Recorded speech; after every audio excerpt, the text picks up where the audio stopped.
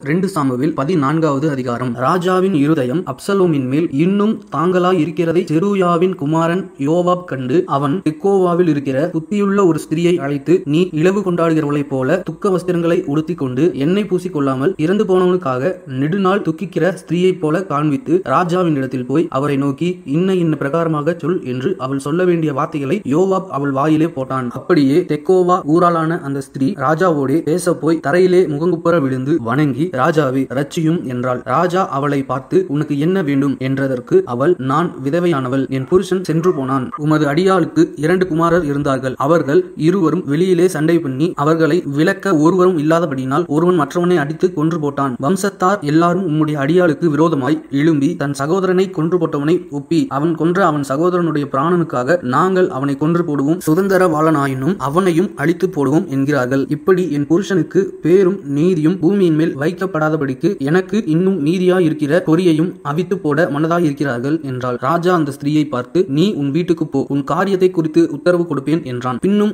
அந்த தெக்கோவா ஊர் ஸ்திரீ ராஜாவை பார்த்து, ராஜாவாகிய என் ஆண்டவனே, ராஜாவின் மேலும் அவர் சிங்காசனத்தின் மேலும் குற்றமில்லாதபடிக்கு அந்த பழி என் மேலும் என் தகப்பன் வீட்டின் மேலும் சுமர கடவது என்றாள். அதற்கு ராஜா, உனக்கு விரோதமாக பேசுகிறவனை என்னிடத்தில் கொண்டு வா, அப்பொழுது அவன் இனி உன்னை தொடாதிருப்பான் என்றான். பின்னும் அவள், இரத்தப்பழி வாங்குகிறவர்கள் அழிம்பு செய்து என் குமாரனை அதம் பண்ண பெருகி போகாதபடிக்கு ராஜாவானவர் தம்முடைய தேவனாகிய கர்த்தரை நினைப்பாராக என்றாள். அதற்கு ராஜா, உன் குமாரனுடைய மயிரில் ஒன்றாவது தரையில் விழுவதில்லை என்று கர்த்தரின் ஜீவனை கொண்டு சொல்லுகிறேன் என்றான். அப்பொழுது அந்த ஸ்திரீ, ராஜாவாகிய என் ஆண்டவனோடே உமது அடியால் ஒரு வார்த்தை சொல்ல உத்தரவாக வேண்டும் என்றாள். அவன், சொல்லு என்றான். அப்பொழுது அந்த ஸ்திரீ, பின்ன ஏன் தேவனுடைய ஜனத்திற்கு விரோதமாய் இப்படிப்பட்ட நினைவை நீர் கொண்டிருக்கிறீர்? துரத்துண்ட தம்முடையவனை ராஜா திரும்ப அழைக்காததினாலே ராஜா இப்பொழுது சொன்ன வார்த்தையினால் குற்றம் உள்ளவரை போல் இருக்கிறார். நாம் மரிப்பது நிச்சயம், திரும்ப சேர்க்க கூடாதபடிக்கு தரையிலே சுவருகிற தண்ணீரை போல் இருக்கிறோம். தேவன் ஜீவனை எடுத்துக் கொள்ளாமல் துரத்துண்டவன் முற்றிலும் தம்மை விட்டு விலக்கப்படாதிருக்கும் நினைவுகளை நினைக்கிறார். இப்போதும் நான் என் ஆண்டவனாகிய ராஜாவோடே இந்த வார்த்தையை பேச வந்த முகாந்தரம் என்னவென்றால், ஜனங்கள் எனக்கு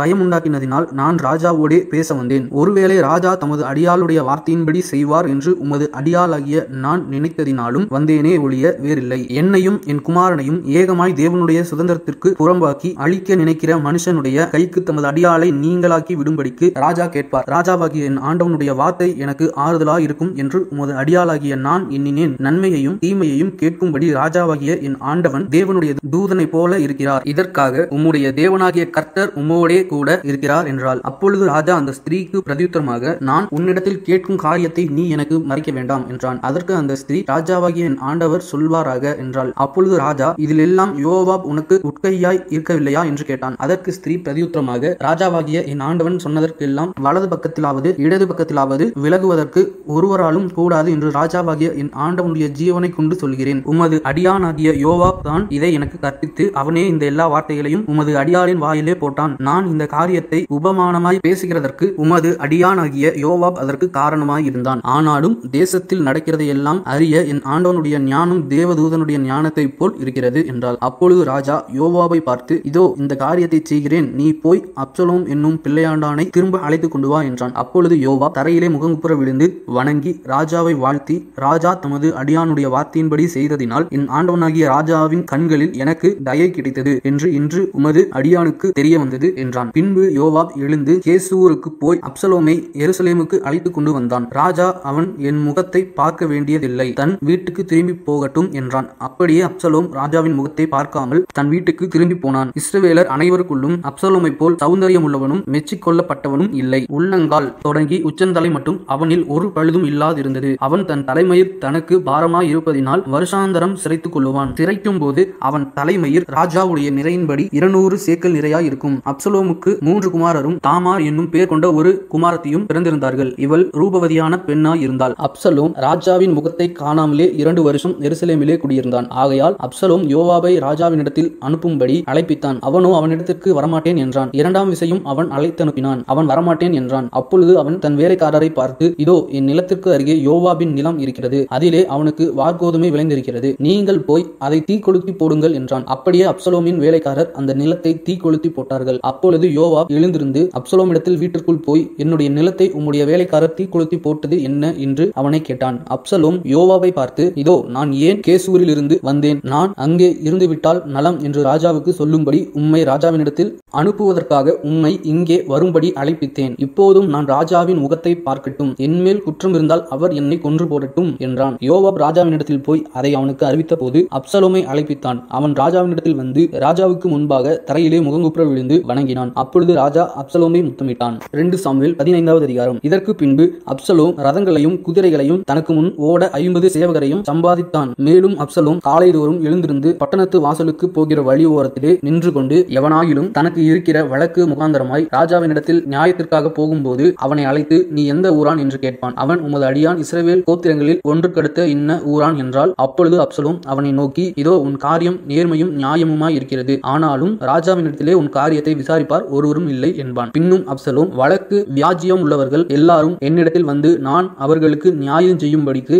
என்னை தேசத்திலே நியாயாதிபதியாக வைத்தால் நலமாயிருக்கும் என்பான். எவனாகிலும் ஒருவன் அவனை வணங்க வரும்போது அவன் தன் கையை நீட்டி அவனை தழுவி முத்தம் செய்வான். இந்த பிரகாரமாக அப்சலோம் ராஜாவினிடத்தில் நியாயத்திற்காக வரும் இஸ்ரவேலருக்கெல்லாம் செய்து இஸ்ரவேல் மனுஷருடைய இருதயத்தை கவர்ந்து கொண்டான். 40 வருஷம் சென்ற பின்பு அப்சலோம் ராஜாவை நோக்கி, நான் கர்த்தருக்கு பண்ணின என் பொருத்தனையை எப்ரோனில் செலுத்தும்படிக்கு நான் போக உத்தரவு கொடும். கர்த்தர் என்னை எருசலேமுக்கு திரும்பி வர பண்ணினால் கர்த்தருக்கு ஆராதனை செய்வேன் என்று உமது அடியானாகிய நான் சீரியா தேசத்தில் கேசூரிலே குடியிருக்கும் போது பொருத்தனை பண்ணினேன் என்றான். அதற்கு ராஜா, சமாதானத்தோடு போ என்றான். அப்பொழுது அவன் எழுந்து எப்ரோனுக்கு போனான். அப்சலோம் இஸ்ரவேல் கோத்திரங்களுக்கு எல்லாம் வேவுகாரரை அனுப்பி, நீங்கள் எக்கால துணியை கேட்கும் போது அப்சலோம் எப்ரோனிலே ராஜாவானான் என்று சொல்லுங்கள் என்று சொல்லச் சொல்லி வைத்திருந்தான். எருசலேமில் இருந்து வரவழைக்கப்பட்ட 200 பேர் அப்சலோமோடே கூட போனார்கள். அவர்கள் வஞ்சகமின்றி அறியாமையினால் போனார்கள். அப்சலோம் பலிகளை செலுத்தும் போது தாவீதின் ஆலோசனைக்காரனாகிய அகிதோப்பேல் என்னும் கீலோனியனையும் அவன் ஊராகிய கீலோவிலிருந்து வரவழைப்பித்தான். அப்படியே கட்டுப்பாடு பலத்து ஜனங்கள் அப்சலோமினிடத்தில் திரளாய் வந்து கூடினார்கள். அதை அறிவிக்கிற ஒருவன் தாவீதினிடத்தில் வந்து, இஸ்ரவேலில் ஒவ்வொருவருடைய இருதயமும் அப்சலோமை பற்றி போகிறது என்றான். அப்பொழுது தாவீது எருசலேமிலே தன்னிடத்தில் உள்ள தன்னுடைய எல்லா ஊழியக்காரரையும் நோக்கி, எழுந்து ஓடிப்போவோம், இல்லாவிட்டால் நாம் அப்சலோமுக்கு தப்ப இடமில்லை. அவன் தீவிரித்து நம்மிடத்தில் வந்து நம்மை பிடித்து நம்மேல் பொல்லாப்பு வரப்பண்ணி நகரத்தை பட்டய கற்கினால் சங்காரம் பண்ணாதபடிக்கு தீவிரமாய் புறப்படுங்கள் என்றான். ராஜாவின் ஊழியக்காரர் ராஜாவை பார்த்து, இதோ ராஜாவாகிய எங்கள் ஆண்டவன் கட்டளையிடும் காரியத்தை எல்லாம் செய்ய உமது அடியாராகிய நாங்கள் ஆயத்தமாய் இருக்கிறோம் என்றார்கள். அப்படியே ராஜாவும் அவனுடைய வீட்டார் எல்லாரும் கால்நடையாய் புறப்பட்டார்கள். வீட்டை காக்க ராஜா மர்மணியாட்டிகளாகிய 10 ஸ்திரீகளை பின் வைத்தான். ராஜாவும் சமஸ்த ஜனங்களும் கால்நடையாய் புறப்பட்டு சற்று தூரம் போய் ஒரு இடத்திலே தரித்து நின்றார்கள். அவனுடைய ஊழியக்காரர் எல்லாரும் கிரேத்தியர் யாவரும் அவன் பக்கத்திலே நடந்து போனார்கள். காத்தூரில் இருந்து கால்நடையாய் வந்திருந்த 600 பேராகிய கித்தியர் எல்லாரும் ராஜாவுக்கு முன்பாக நடந்தார்கள். அப்பொழுது ராஜா கித்தியனாகிய ஈத்தாயை பார்த்து, நீ எங்களுடனே கூட வருவானேன்? நீ திரும்பி போய் ராஜாவுடனே கூட இரு. நீ அந்நிய தேசத்தான், நீ உன் இடத்திற்கு திரும்பி போகலாம். நீ நேற்றுதானே வந்தாய். இன்று நான் உன்னை எங்களோட நடந்து வரும்படிக்கு அழைத்து கொண்டு போகலாமா? நான் போகக்கூடிய இடத்துக்கு போகிறேன். நீ உன் சகோதரரையும் அழைத்துக் கொண்டு திரும்பி போ. கிருபையும் உண்மையும் உன்னோடே இருப்பதாக என்றான். ஆனாலும் ஈத்தாய் ராஜாவுக்கு பிரதியுத்தரமாக, ராஜாவாகிய என் ஆண்டவன் எங்கே இருப்பாரோ அங்கே உமது அடியானும் செத்தாலும் பிழைத்தாலும் இருப்பான் என்று கர்த்தருடைய ஜீவனையும் ராஜாவாகிய என் ஆண்டவனுடைய ஜீவனையும் கொண்டு சொல்லுகிறேன் என்றான். அப்பொழுது தாவீது ஈத்தாயை நோக்கி, நடந்து வா என்றான். அப்படியே கித்தியனாகிய ஈத்தாயும் அவனுடைய எல்லா மனுஷரும் அவனோடு இருக்கிற எல்லா பிள்ளைகளும் நடந்து போனார்கள். சகல ஜனங்களும் நடந்து போகிற போது தேசத்தார் எல்லாரும் மகா சத்தமாய் அழுதார்கள். ராஜா கீதரோன் ஆற்றை கடந்தான். ஜனங்கள் எல்லாரும் வனாந்தரத்திற்கு போகிற வழியே நடந்து போனார்கள். சாதோக்கும் தேவனுடைய உடன்படிக்கை பெட்டியை அவனோட கூட இருந்து சுமக்கிற சகல லேவியரும் வந்து தேவனுடைய பெட்டியை அங்கே வைத்தார்கள். ஜனங்கள் எல்லாரும் நகரத்தில் இருந்து கடந்து தீரும் மட்டும் அபியத்தார் திரும்பி போயிருந்தான். ராஜா சாதோக்கை நோக்கி, தேவனுடைய பெட்டியை நகரத்திற்கு திரும்ப கொண்டு போ. கர்த்தருடைய கண்களில் எனக்கு கிருபை கிடைத்ததானால் நான் அதையும் அவர் வாசஸ்தலத்தையும் பார்க்கிறதற்கு என்னை திரும்ப வர பண்ணுவார். அவர் உன்மேல் எனக்கு பிரியமில்லை என்பாராகில், இதோ இங்கே இருக்கிறேன். அவர் தம்முடைய பார்வைக்கு நலமானபடி எனக்கு செய்வாராக என்றான். பின்னும் ராஜா ஆசாரியனாகிய சாதோக்கை நோக்கி, நீ ஞான திருஷ்டிக்காரன் அல்லவோ? நீ சமாதானத்தோட நகரத்திற்கு திரும்பு. உன் மகன் அகிமாசும் அபியத்தாரின் மகன் யோனத்தானும் ஆகிய உங்கள் குமாரர் 2 பேரும் உங்களோட கூட திரும்பி போகட்டும். எனக்கு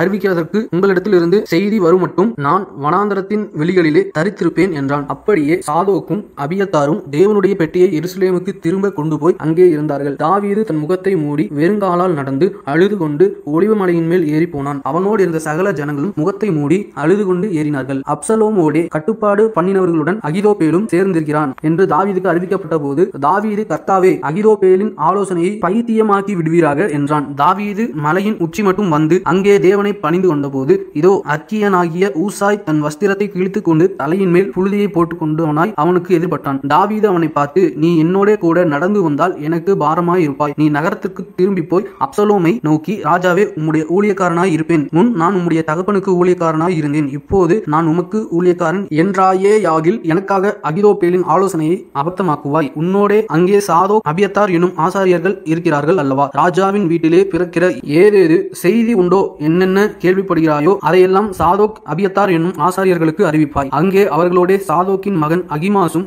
அபியத்தாரின் மகன் யோனத்தானும் அவர்கள் 2 குமாரரும் இருக்கிறார்கள். நீங்கள் கேள்விப்படுகிற செய்தியை எல்லாம் அவர்கள் வசமாய் எனக்கு அனுப்புவீர்களாக என்றான். அப்படியே தாவீதின் சிநேகிதனாகிய ஊசாய் நகரத்திற்கு வந்தான். அப்சலோமும் எருசலேமுக்கு வந்தான். 2 சாமுவேல் 16வது அதிகாரம். தாவீது மலை உச்சியிலிருந்து சற்று அப்புறம் நடந்து போனபோது இதோ மேவிபோசேத்தின் காரியக்காரனாகிய சீபா பொதிகளை சுமக்கிற 2 கழுதைகளை ஓட்டிக்கொண்டு வந்து அவனை சந்தித்தான். அவைகளில் 200 அப்பங்களும் வற்றலான 100 திராட்சை பழ குலைகளும் வசந்த காலத்து பலனான 100 குலைகளும் ஒரு துருத்தி திராட்சரசமும் இருந்தது. ராஜா சீபாவை பார்த்து இவைகள் என்னத்திற்கு என்று கேட்டதற்கு, சீபா, கழுதைகள் ராஜாவின் வீட்டார் ஏறுகிறதற்கும் அப்பங்களும் பழங்களும் வாலிபர் புசிக்கிறதற்கும் திராட்சரசம் வனாந்திரத்தில் விடாய்த்து போனவர்கள் குடிக்கிறதற்குமே என்றான். அப்பொழுது ராஜா, உன் ஆண்டவனுடைய குமாரன் எங்கே என்று கேட்டதற்கு சீபா ராஜாவை நோக்கி, எருசலேமில் இருக்கிறான். இன்று இஸ்ரவேல் வீட்டார் என் தகப்பனுடைய ராஜ்யத்தை என் வசமாய் திரும்ப பண்ணுவார்கள் என்றான் என்று சொன்னான். அப்பொழுது ராஜா சீபாவை நோக்கி, மேவி போசேத்திற்கு உண்டானதெல்லாம் உன்னுடையதாயிற்று என்றான். அதற்கு சீபா, ராஜாவாகிய என் ஆண்டவனே, உம்முடைய கண்களில் எனக்கு தயை கிடைக்க வேண்டும் என்று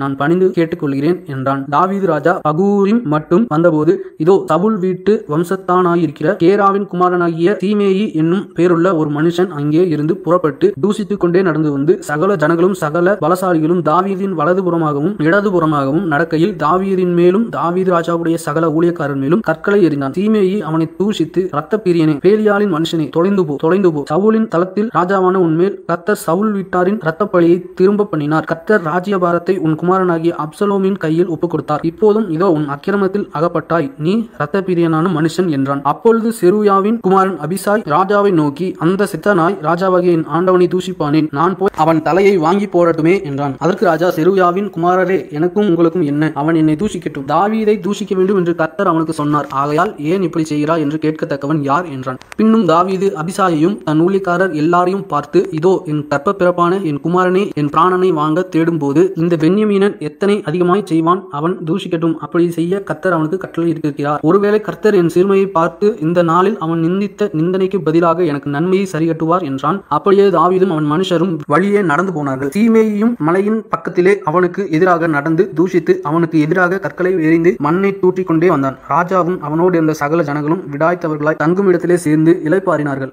அப்சலோமும் இஸ்ரவேல் மனுஷராகிய சகல ஜனங்களும் அவனோட கூட அகிதோப்பேலும் எருசலேமுக்கு வந்தார்கள். அர்க்கியனாகிய ஊசாய் என்னும் தாவீதின் சிநேகிதன் அப்சலோம் இடத்தில் வந்தபோது ஊசாய் அப்சலோமை நோக்கி, ராஜாவே வாழ்க, ராஜாவே வாழ்க என்றான். அப்பொழுது அப்சலோம் ஊசாயை பார்த்து, உன் சிநேகிதன் மேல் உனக்கு இருக்கிற தயை இதுதானோ? உன் சிநேகிதனோட நீ போகாதே போனது என்ன என்று கேட்டான். அதற்கு ஊசாய் அப்சலோமை நோக்கி, அப்படியல்ல, கர்த்தரும் இந்த ஜனங்களும் இஸ்ரவேல் மனுஷர் அனைவரும் தெரிந்து கொள்கிறவரையே நான் சேர்ந்து அவரோடு இருப்பேன். இதுவும் இல்லாமல் நான் யாரிடத்தில் சேவிப்பேன்? அவருடைய குமாரனிடத்தில் அல்லவா? உம்முடைய தகப்பனிடத்தில் எப்படி சேவித்தேனோ அப்படியே உம்மிடத்திலும் சேவிப்பேன் என்றான். அப்சலோம் அகிதோப்பேலை பார்த்து, நாங்கள் செய்ய வேண்டியது இன்னதென்று ஆலோசனை சொல்லும் என்றான். அப்பொழுது அகிதோப்பேல் அப்சலோமை நோக்கி, வீட்டை காக்க உம்முடைய தகப்பன் பின்வைத்த அவருடைய மறுமனையாட்டிகளிடத்தில் பிரவேசியும். அப்பொழுது உம்முடைய தகப்பனுக்கு நாற்றமாய் போனீர் என்பதை இஸ்ரவேலர் எல்லாரும் கேள்விப்பட்டு உம்மோடு இருக்கிற எல்லாருடைய கைகளும் பலக்கும் என்றான். அப்படியே அப்சலோமுக்கு உப்பரிக்கையின் மேல் ஒரு கூடாரத்தை போட்டார்கள். அங்கே அப்சலோம் சகல இஸ்ரவேலரின் கண்களுக்கு முன்பாக தன் தகப்பனுடைய மறுமனையாட்டிகளிடத்தில் பிரவேசித்தான். அந்நாட்களில் அகிதோப்பேல் சொல்லும் ஆலோசனை தேவனுடைய வாக்கை போல இருந்தது. அப்படி அகிதோப்பேலின் ஆலோசனை எல்லாம் தாவீதுக்கும் இருந்தது, அப்சலோமுக்கும் அப்படியே இருந்தது. 2 சாமுவேல் 17வது அதிகாரம். பின்பு அகிதோப்பேல் அப்சலோமை நோக்கி, நான் 12000 பேரை தெரிந்து கொண்டு எழுந்து